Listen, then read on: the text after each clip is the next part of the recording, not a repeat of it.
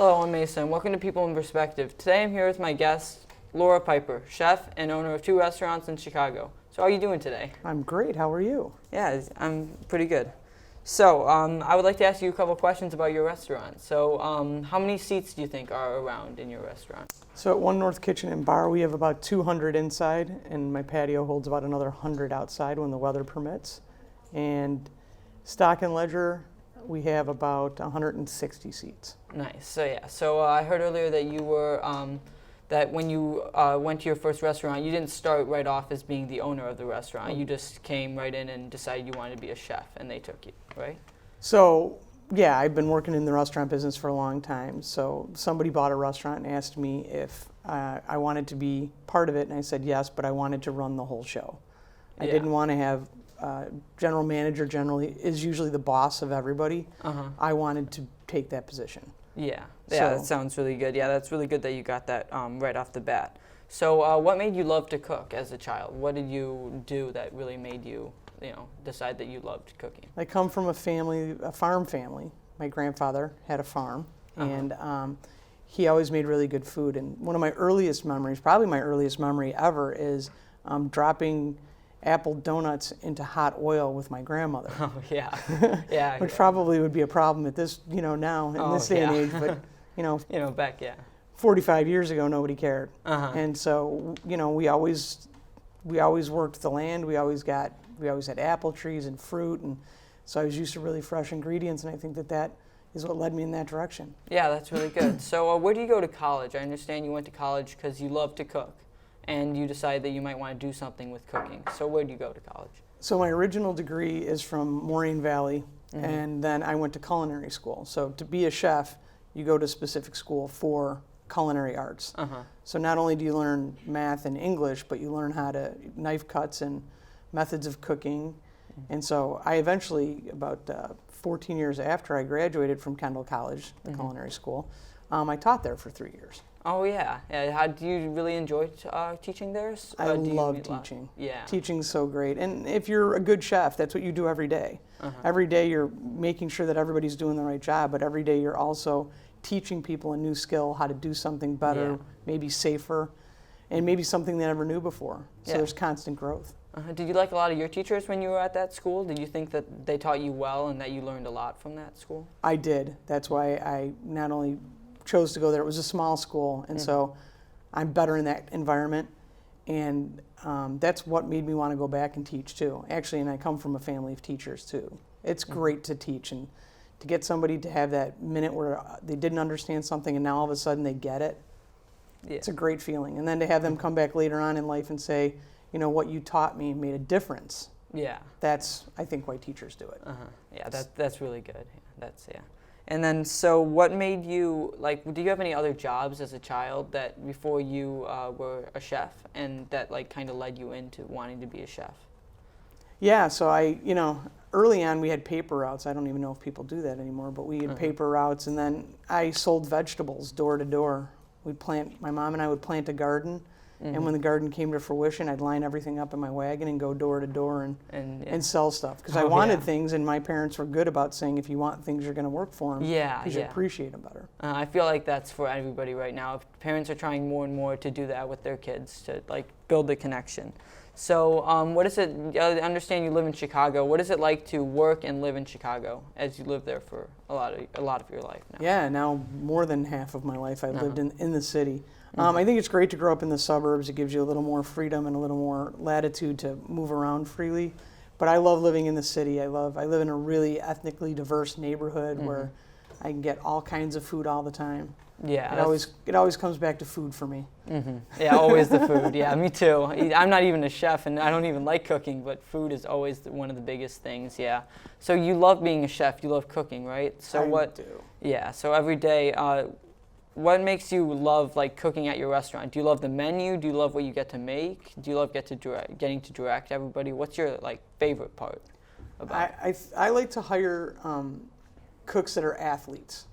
Or were in some sort of a sport, because I really think that cooking in a restaurant is a team sport. So I like being the head coach. I like helping everybody to get to where they need, to make them the best they can be.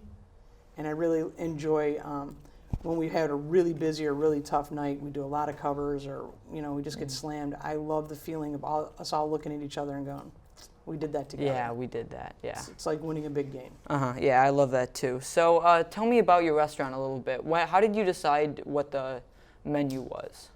So normally you start a restaurant with a menu and you know that it's going to completely change. If you're based in reality, you know it's going to completely change. So you start with one menu, and then you start to see what the customers want, and you start to ebb and flow with that. Yeah. Because if you think you're just cooking for yourself, you're not going to be very successful. You need customers in order to succeed. So building a menu starts with things that you like to cook and things that you like to make. And I like to bring back some old classics and make them a little more contemporary and fresh. Like at Stock and Ledger, we have chicken Kiev on the menu. And everybody knows that from market days, right? You get the frozen ones. Well, we make ours by hand, and we don't fry them, we bake them. And so bringing a really great product like that is important to me. And then the other thing is important is I only do antibiotic and hormone-free, ethically raised animals, or local organic pesticide-free produce.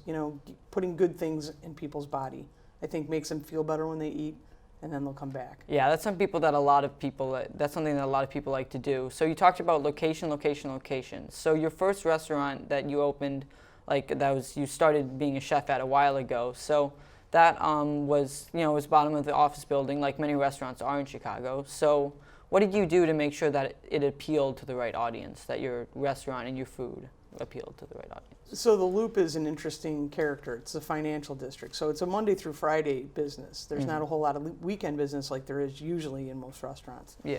So what we tried to do is get to know our customers, get to know the people, and make a connection. Because if they work in that building 5 days a week and they don't like the people that own the restaurant in the building, they're going to go somewhere else because there's a restaurant every 10 steps in the Loop.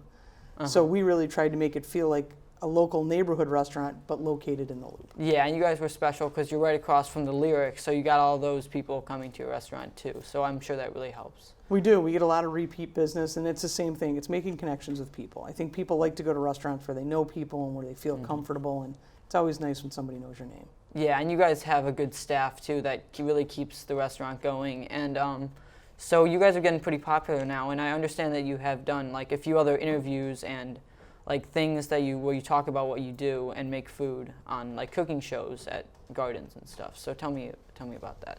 Yeah, so we do demos at the Chicago Botanic Gardens every summer. We do one for each restaurant, which is a blast. You're out there in the middle of the Botanic Gardens. Yeah. I just shot a show that might go to a pilot for gluten-free cooking for people that have celiac and other significant diseases, not people that are just avoiding gluten because they think it's going to make them thinner. So we shot a pilot for that. And I've done a couple other cooking shows. Glutton for Punishment was a show we shot a couple times.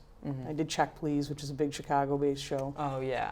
That sounds really fun. There's a lot of things that you can do in Chicago to raise your publicity and everything. So I'm glad that you guys are able to gain popularity like that. So tell me again about how many seats around do you think you have in each of your restaurants? So at One North we have about 200. And 100 outside on the patio, and then at Stock and Ledger we have about 160.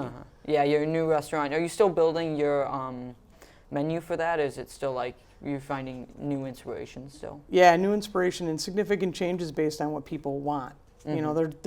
People are pretty vocal about what they want, so we've been really fortunate to that. And we do a significant amount of charity events too, so we get some stuff.